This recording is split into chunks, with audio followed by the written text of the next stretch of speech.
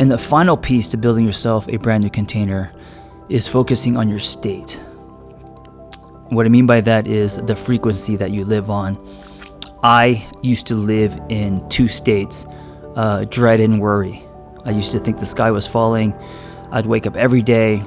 I'd be discouraged. I just had dread, and I was lined with desperation.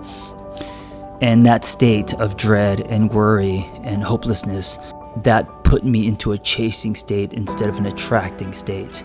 When your container is safe, you are in an attracting state. When there's cracks in your container, you are in a chasing state.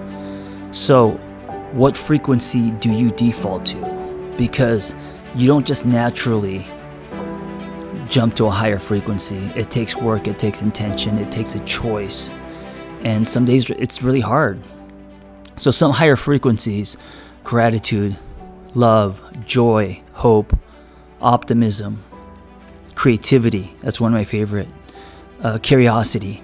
Try to live on those planes. And then when you feel yourself dipping into dread, despair, pessimism, anger, resentment, jealousy, anything that is a lower frequency, know that you are flipping the magnet. Know that you are now chasing instead of attracting. And I think what happens is the manifestation of living in that state, a lower frequency, pushes things away, and then you get more desperate and you just kind of like fall into a deeper hole. And then what happens is there's more cracks in your container. Your growth is stunted. So if you focus on a higher state, and you got to do whatever it takes for you to get there. For me, sometimes it's a motorcycle ride. For me, sometimes it's fitness. I do it daily.